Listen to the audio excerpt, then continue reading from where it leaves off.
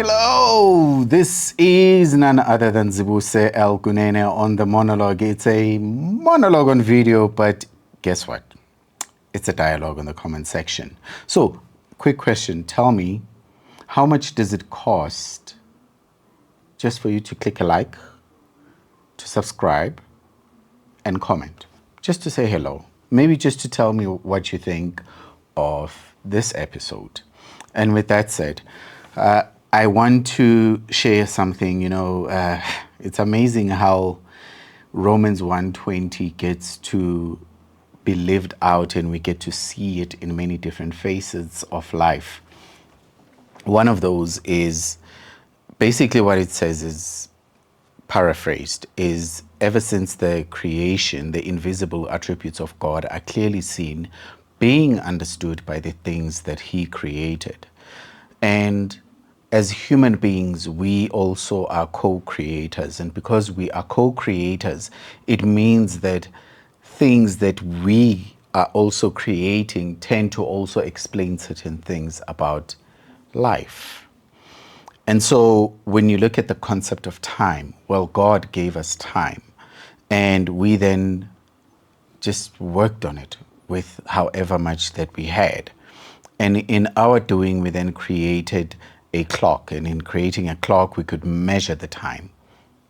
And here we are now measuring the time. And in this episode, I want to talk to you about, or I want to share my heart around 1 minute. Just 1 minute. 1 minute can make a big difference in somebody's life. 1 minute can either change your life positively or change your life for the worse. And in 1 minute, things can change either upwards or downwards, and drastically. So you never know the importance of just the impact of 1 minute. And when you then think about that concept of just 1 minute, if you then break it down, it's only 60 seconds. Only 60 seconds. And because it's only 60 seconds, it can either be bearable if it is something good, and 60 seconds can go by very quickly when you are waiting for something positive. Or when you've just taken a test and you think you're expecting the worst. So 1 minute can become so long. But when you think of somebody who is going through a depressive episode, 1 minute then changes perspective. 1 minute changes everything. Because 1 minute can be the difference between them choosing to end their life and choosing to live longer. And I want to encourage a person going through a depressive episode, and if you know somebody or you suspect somebody may be, sometimes people don't even show that they are. So please, when you see this video, just share it. You never know who can be impacted. If you hear this, share it. You never know whose life it may change. The importance of 1 minute. Sometimes we think it's only just 1 minute.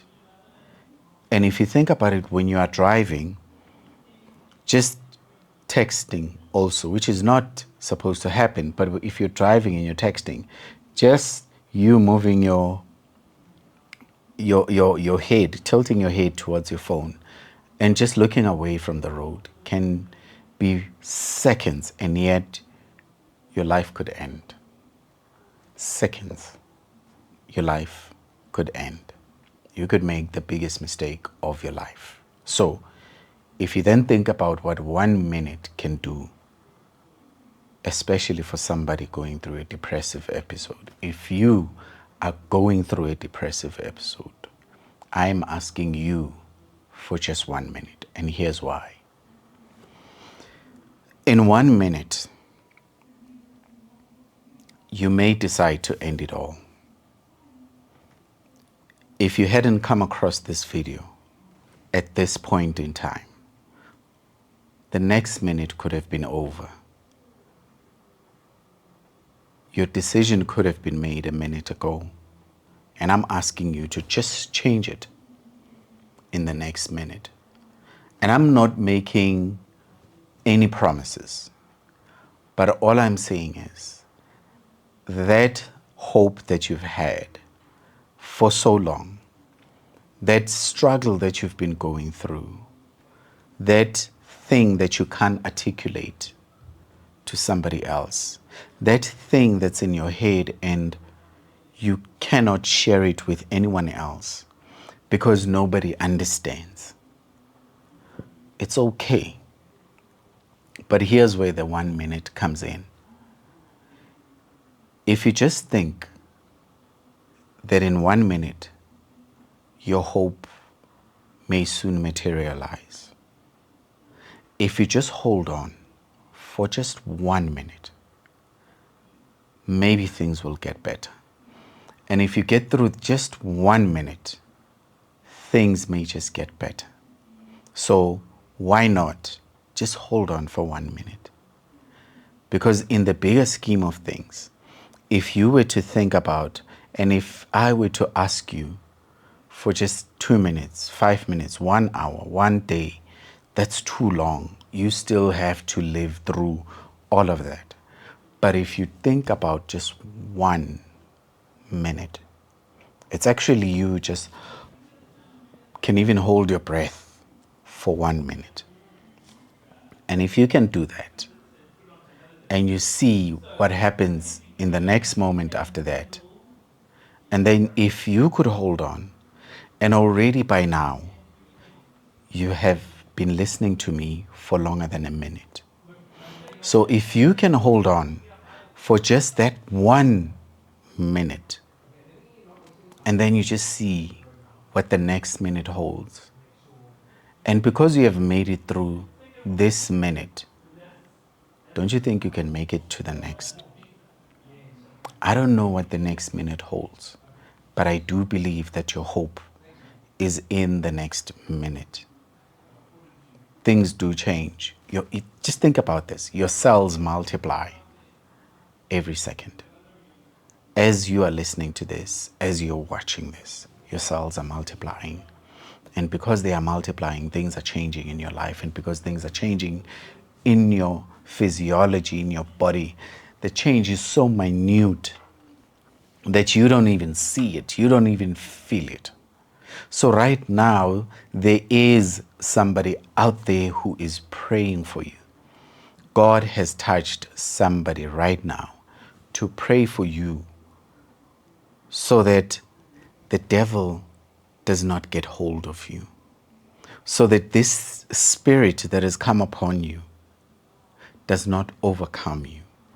Because God does say that we are more than conquerors. And if we are more than conquerors, then surely you too are more than. So there's a difference. You can be a conqueror and you can be more than a conqueror. So it is a degree of comparison. This conqueror is bigger than being more than a conqueror. So there's more to it. So I'm asking you to just hold on. And somebody out there is disobedient because they don't want to pray. But God has a way of reaching somebody who is obedient enough to just pray for you. They don't know you. They don't have to know you. And sometimes all you have to do is just write that message without even explanation and just say, please pray for me, and leave it at that. And when somebody asks what's going on, you just say, please pray for me. If they continue to ask, then they are not the right person. Because the person who understands the urgency of a prayer request like that will simply pray. And once you've done that, you let control go, even for 1 minute. And once you let that control go for 1 minute, and you just see what the next minute holds, you can hold your breath for 1 minute. and breathe. If you learn to breathe, if you learn to just one breath is all it takes, and your life can change. And if you think about it, there are so many things that can happen in a minute. You could get a phone call, you could get a message. Things can change, and things do change. And if you do that, your life becomes something different. I don't want to simply say, hey, pray. And even if you pray, what are you going to pray about? So you thinking, and the enemy is making you think, is whispering thoughts in your head, saying, no, you don't know how to pray. You cannot pray because God does not hear your prayers. And when you are going through the period that you're going through right now, prayer seems like a far-fetched thing. And all you have to do is also simple.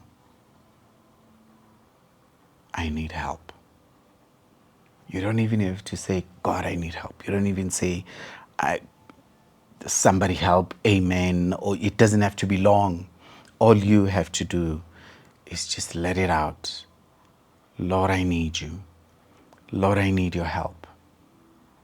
And right now, this is my prayer for you, that you hold on, even for that minute, that in just 1 minute, you find hope.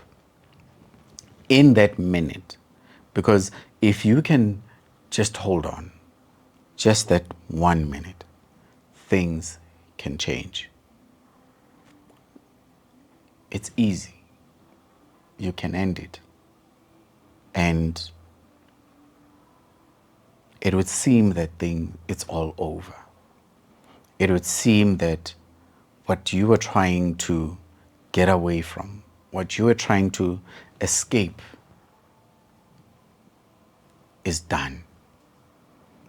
And that everything that has been after you, everything that has been weighing down on you, is now gone.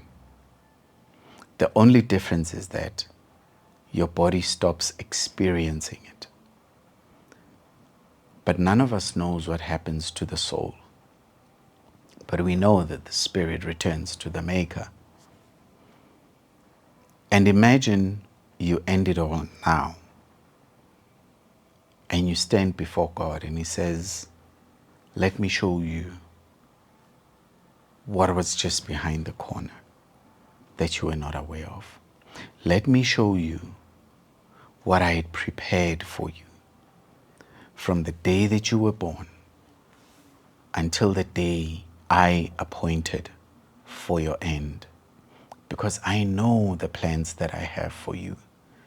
It's plans to prosper you, plans to give you hope and a future. And if you just do that, and if you would have just trusted me, if you would have just held on, because as the Lord, I see your life from the beginning until the end, and I have declared the end from the beginning. I have created you, I have formed you long before you were in your mother's womb. I know the end, and so I've called you to the end. And because I have called you to the end, I have called you in the beginning, because I know the end. And the end is not the one that you want to determine right now. The end is not the one that you are orchestrating right now. The end is not the one that you are planning right now. The end is not the one that's in your mind. Because God says, my ways are higher than your ways. My thoughts are higher than your thoughts. And because God's ways are higher than our ways, and God's thoughts are higher than our thoughts, God did not create you to suffer. He did not bring you into this world that you may suffer. He brought you into this world so that you can experience the glory. And Jesus articulates this so beautifully when he says, if the world hated me, the world will hate you. But do not worry. If you endure until the end, your reward comes. But it is not the reward and it is not the end that you determine. It is the end that God has determined for your life. And because God has determined it, I am asking you to just trust God. Don't worry about me. You don't have to trust me. And if you really want to know the promises of God for your life, there's only one place I can ever point you to. It is the Bible. And if you can go to the Bible, you will find who God is. Don't go to the Bible looking for your life. Don't go to the Bible looking for your identity first. Go to the Bible and look for God. And as you open that Bible and you don't know what's going on in front of you, just simply say, God, what am I to learn about you from this? The prophet Isaiah, in Isaiah 53, he articulates the suffering servant so clearly you would think it had already happened. He says he's a man acquainted with grief, a man of many sorrows. It's as if he is seeing him. It's as if he's looking at him. And he says, like a sheep to a shearers, he was silent. He didn't bother defending himself. He says, all we like sheep have gone astray. And who has believed our report? He was tempted as we are, and yet without sin. That is Christ. And yet he still suffered. He suffered not because he was sinful. And I don't mean to say that you are going through this because you deserve it. Nobody does. But God has entrusted you with this.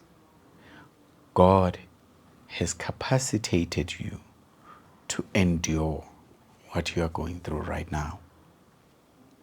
And there's a thing about the enemy that he does. He will whisper something to you. He will whisper an idea. He will whisper a thought. And what you then do, you act on it. The moment you act on it, he then just steps back. He watches you and he laughs at you. Suppose the enemy says the best way to end your life is to just go and stand at the edge of the tallest building. And then you go and you stand on the edge. And then he says to you, if you jump now, it's all over. And so you go. The moment you are off and you no longer have balance, or there is no point of return, he steps back. And as you fall to your demise, he's laughing at you. And then you probably suddenly realize in that split second of your fall that actually there was a better way. There was another way. It's just something you've never seen. So I'm saying to you, don't get to that point. Don't allow yourself to be used by the enemy. It's like somebody coming to you and saying, let's go do something cruel. And they pump you. Or maybe, here's a classic example. They tell you that so-and-so has been gossiping about you. They've been saying all sorts of things. And then they get you all hyped up. And then they say, yeah, and that person is just around the corner. Let's go confront them. I'll go with you. And they go with you. And then they say, hey, they call out that person's name. Where they call out that person's name, and then they say, yeah, tell them. And then you are left there, embarrassed, because that was not your intention to confront them. And the enemy has stepped back, and you are exposed where you are at. So, are you going to allow yourself to be used by the enemy to end the glorious work that God has done in your life? Are you going to let the enemy win? Or are you going to proclaim that I am more than a conqueror through Christ Jesus. And this thing has come up until now and no further. And then you say, I speak life into my mind. You don't even have to utter it out if you're in a place where you think people are going to judge you. You just simply say it in your heart. I'm more than a conqueror. I can beat this. I can hold on for another minute. Hey, and guess what? If you've made it just one more minute, you've won.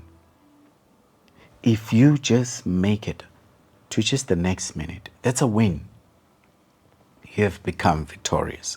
If you feel like a failure, just listening one more minute changes everything. It's a game changer. And I know the enemy will be in your mind playing games with you and saying, hey, don't listen to this guy. He's just a motivational speaker. Hey, he's just doing this. No. None of that is true. What you are hearing is just what God wants you to hear. And I ask you, test what I'm telling you. Test what happens in a minute.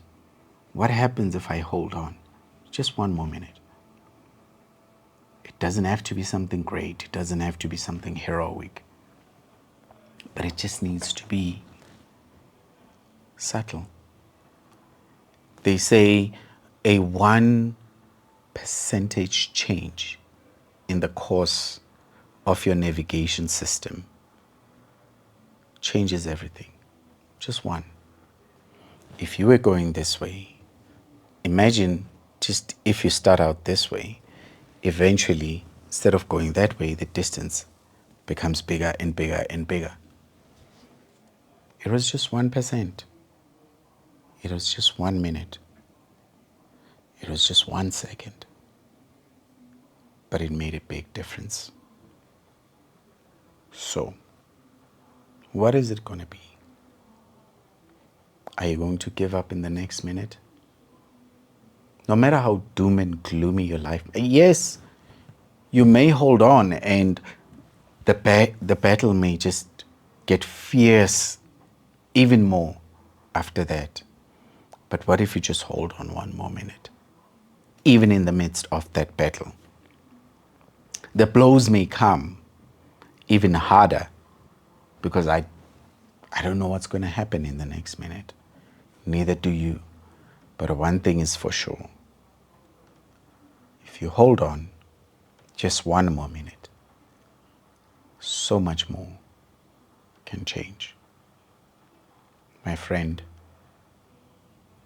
1 minute is all I ask, that you hold on and see what it holds for you. This is Zibuse Kunene. It's a monologue on video, but it's a dialogue on the comment section.